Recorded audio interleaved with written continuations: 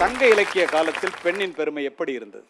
கருவறை முதல் கல்லறை வரை பெண்கள் எப்படியெல்லாம் கொடுமைப்படுத்தப்பட்டிருக்கிறார்கள் என்பதை இளைய சமுதாயமே தயவு செய்து புரிந்து கொள்ளுங்கள். இந்த பொங்கல் நல்நாளிலே உங்களுக்கு ஏதோ சிரிக்க வைத்து விட்டு போவதற்காக நான் வரவில்லை.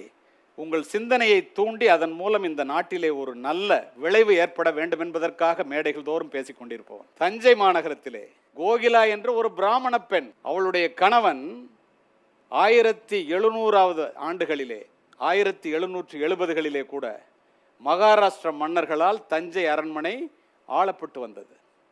அங்கே ஒரு அதிகாரி இவன் திடீரென்று இறந்து போகின்றான். இவள் சதியிலே இறங்குவதற்கு தயாராக நிற்கின்றாள்.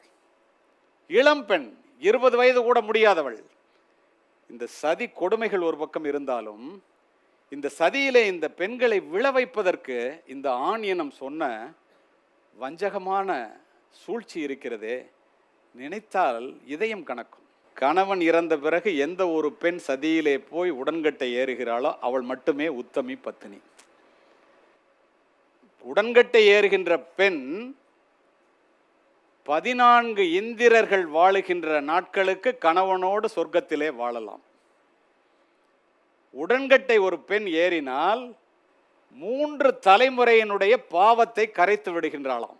அறிவு குருடாக்கப்பட்ட இந்த அபலைகளை எரியும் நெருப்பிலே தள்ளுவதற்கு வஞ்சகமான எண்ணங்களை மனதிலே சுமந்து நெஞ்சம் பதைக்க அவர்களை நெருப்பிலே தள்ளிய காட்சிக்கு அவர்கள் சொல்ற காரணங்கள் தான் அதிர வைப்பவையாக இருந்தன. இப்படிப்பட்ட சூழலிலே அந்த கோகிலா என்ற பெண் நெருப்பிலே வீழ்வதற்காக நிற்கின்றாள். சினிமாவில் கூட நீங்கள் அப்படி பார்த்திருக்க முடியாது. எங்கோ இருந்து வேகமாக வந்த ஒரு குதிரை, அந்த குதிரையை ஓட்டி வந்த இளைஞன் அவளை அப்படியே தூக்கி கொண்டு சென்று விடுகிறான். அத்துணை பேரும் பதைத்து போகிறார்கள், நெருப்பிலே விழாமல் தப்பித்து விட்டாளே என்று. சமூக கட்டுப்பாடு என்று அறிவிக்கின்றார்கள். அவள் அதை பற்றி எல்லாம் கவலைப்படவில்லை.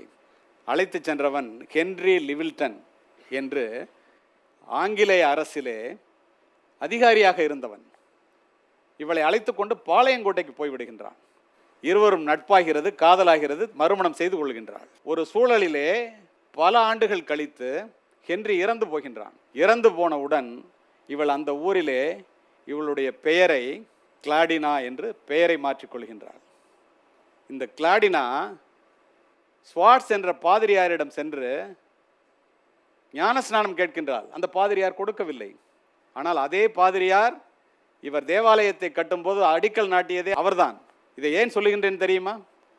இந்த தேவாலயத்தை ஆரம்பித்து 40 பேர்களை சேர்க்கின்றாள். அதிலே ஒரு பள்ளிக்கூடத்தை ஆரம்பித்து ஆசிரியர்களுக்கு தன்னுடைய பணத்திலே பணம் கொடுத்து முதலாக பள்ளிக்கூடத்தை ஆரம்பிக்கின்றாள். தென்னிந்திய திருச்சபை என்று இன்று பறந்து விரிந்து கிடக்கிறதே நண்பர்களே.